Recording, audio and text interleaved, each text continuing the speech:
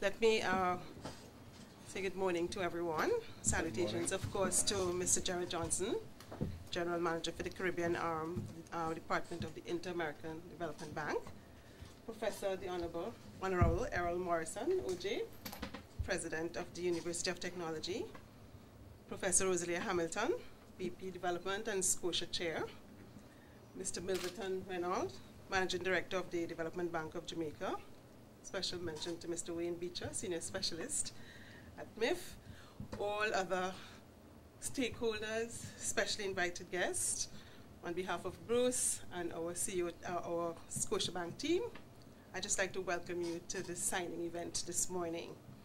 At Scotiabank, we see this as just one of another very important step towards powering and empowering our small businesses to command what we know is that very important role of rejuvenating and driving economic activity in Jamaica.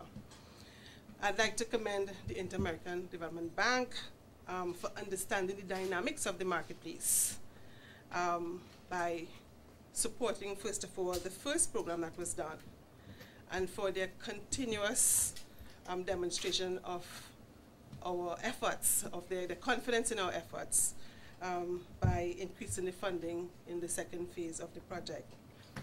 I must say that the first demonstration of commitment was in our very first SMEs, our very first enterprise-wide risk management project, which was done 5 years ago. We started it 5 years ago, and if you recall, that journey started with an invitation from Professor Morrison and Professor Hamilton, who, like Scotiabank, in fact felt that the only way to increase access to financing to small businesses was in fact to increase their management capability and to demonstrate the importance of proper record keeping in ensuring better decisions for small business people. I think at that point there were lots of talk about rates, and rates were too high and all kinds of things in the marketplace. But when we went through and saw through the entire process and we went to the source of the problem, we said the only way we can address it is if we built that capability in the marketplace. And that would be the vehicle in which we would, in fact, increase the access to funding. So we knew it was a very perfect fit, and we had no hesitation in agreeing that we would want to be part of that journey. So this, in my mind, is just another step in ensuring that our small business sector in Jamaica is properly equipped to drive the economy as it should. The Scotiabank Enterprise Risk Management Financing Program, which is the second phase, in my mind is the first 360-degree program that addresses access to funding. All of the programs would have either addressed the customer, the banker, some of the providers, but this one really is going to encompass a 360-degree in 4 quadrants. And let me just quickly summarize it, because I'm going to hand over to Dr. Hamilton to do some of the details of it. But in one quadrant, what we see is that the program will allow us to deepen our understanding of the needs in the marketplace by targeting at least 300 SMEs in at least 8 sectors for evaluation, nurturing, and rating. These sectors include ones such as health, education, housing, transport, and the visual arts and creative sector.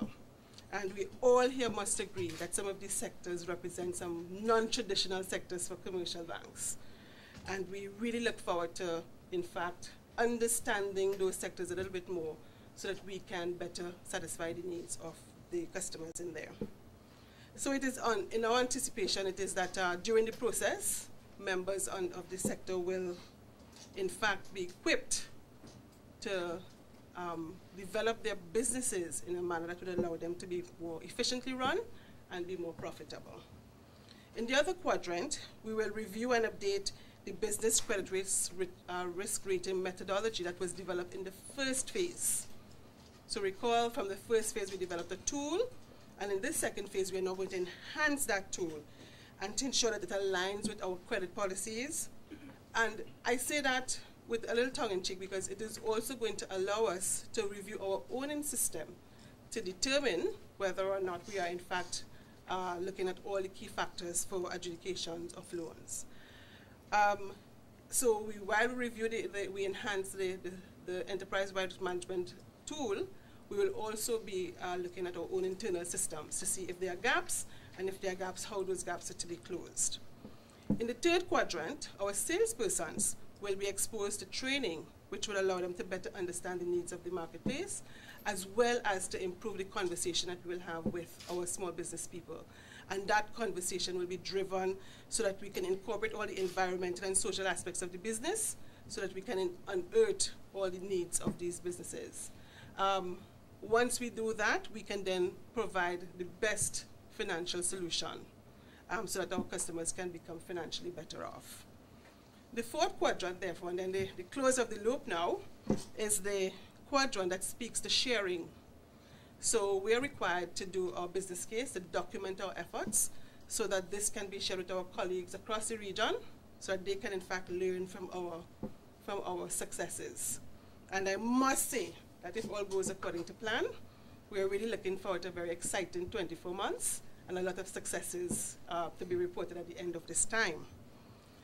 I think I must acknowledge that we have consciously established that female business owners must make up at least 30% of our target group, as well as the final 75 entrepreneurs for risk rating.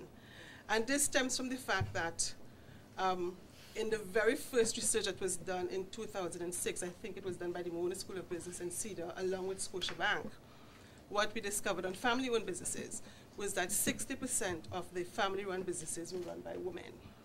And so it would be remiss of us not to ensure that this critical group of persons is not included in a substantial way in our training as we go forward.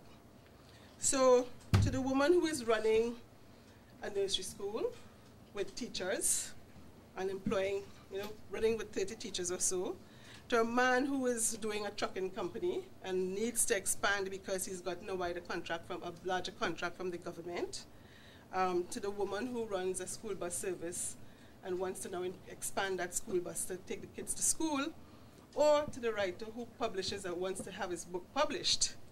It is our hope that through SMEs, that these entrepreneurs will deepen their understanding of their businesses, will demonstrate an ability to run their operation as a business, and in terms of record keeping, that they will see record keeping not as a vehicle that allows the government to tax them, but as a vehicle to allow them to make better decisions about their businesses. And once we're able to do that and to help them make money, I think we would have in fact achieved everything that we set out to do with SMAF. So today is just another very special one for us in the journey. And we want to thank in particular Wayne Beecher and his team, the local arm of the IDB, for their patience and guidance, and Professor Hamilton for her stellar stewardship and shepherding of the program to this stage, as well as to all of the teams, my members here at Scotia who supported us internally to get it to this place. I'd really like to say thank you to all, because we are going to be making a big difference in the lives of our country. So we look forward to the next month, and I know together we can discover what's possible for SMEs in Jamaica. So I'd like to hand over now quickly to Dr. Hamilton, who is just going to give us a quick detail on the program itself. Okay, so there are 4 components to the project. Component 1, adjusting and refining the SME loan appraisal process and with enhanced risk management. And this component will do essentially 2 things. It will focus on upgrading, refining, improving the measure that we established in the pilot, and this is the business risk measure, risk rating. And with an upgraded measure, we hope we'll be able to do much more. So we will engage external parties, we will have a closer look, things like try to incorporate credit histories, which weren't around at the time when we did the rating. We'll consider psychometric analysis, and we'll do a number of things, and we'll try to do that within the first 6 months, because once we have this instrument, then we can roll. The second component of this first phase is the exploration of a loan guarantee arrangement. They call it the PCG, the partial credit guarantee, with IDB. and that will provide kind of backative for businesses who do not have collateral. And so there'll be a pool of about 6 million that's been contemplated, US dollars, and that is an important part of the financial arrangement that can ensure that those good businesses who are sustainable and profitable but who don't have collateral can get access to the funding. So those are the two key components in component 1. Component 2, it's staff training, and here the focus is really on Scotiabank's building the capacity to better lend to the sector. And so in terms of our pilot, we found that sometimes our members would say that, you know, they didn't get the kind of reception they wanted, or it seemed a little cumbersome. And so the project, in the discussion, we felt that we needed to do not just the training with respect to the interface with the consumers, but also internal evaluation of staff and so on. So all of that is mainly going to be staff training for Scotiabank. Component 3 is perhaps the most significant in many ways part of the component, and this is where we bring all the partners in. Here we have to build capacity of the MSMEs. I think we are of the view that when we look at the pool of small businesses in Jamaica, we really have to actively seek to bring them to that level. And some have excellent ideas, excellent operations in terms of good quality goods and services, but perhaps are not organized in a way that makes it easy for a financial institution to provide loans. And so we're going to do that. Now, that will require taking those who have very limited understanding of what it takes to run a viable business, and we take them through a basic training we call BEEP, which is the Business Entrepreneurial Empowerment Program, led by the Institute of Law and Economics. Dwayne Gottsmeer being the chief cook and bottle washer there. And that set of activities have been supported over the past 2 years, in fact, since the pilot by DBJ, and DBJ has provided important support to enable that. Significantly, with the collaboration now with the DBJ, we're looking at not just 300 businesses that we will sensitize and try to bring into the program, but 1,000. And that is really our ambitious target with the help of DBJ, and provide training and so on. We hope that we expect to get some support from Microsoft, who has agreed to provide software, because all our analysis shows that the businesses are weak with respect to ICT capacity. And so bringing them into the training program, providing the software, is critical. And so we expect to see important benefits from that collaboration. And lastly, but very importantly, our collaboration with the University of Technology Jamaica. And here I want to thank Professor Morrison for creating the space in the university for me to focus on this project. It entails a readjustment of my portfolio, but I think it provides the kinds of space that I will need to really focus and give my all over the next 2 years. We hope in the process to invent a kind of mentorship program that will enable us to link the risk management with the kinds of hand-holding mentorship arrangement, provide a certificate, so we have a certified program that will be available at the university, a number of courses, included courses for risk managers who will be able to be part of this, focused on the small business kind of intervention.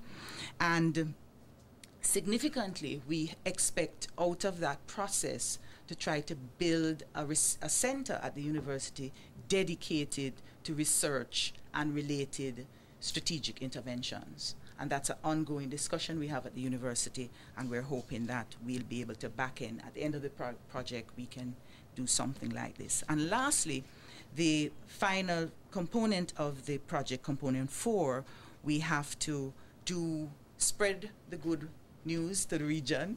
We do a regional conference, and I've said to Patsy that I'd like not to do a small thing, but a very big regional conference that makes a very important statement about financing small businesses and the importance of the ratings and the measures and the data that we'll get. We'll get phenomenal data, with at least 1,000 businesses where we have a lot of details, information. So we want to share that to the region, and then of course to finally do some case studies that will highlight not only that process, but very importantly the difference between women-owned business and male-owned businesses. Thank you. Thank you very much for that, Ms. Mia.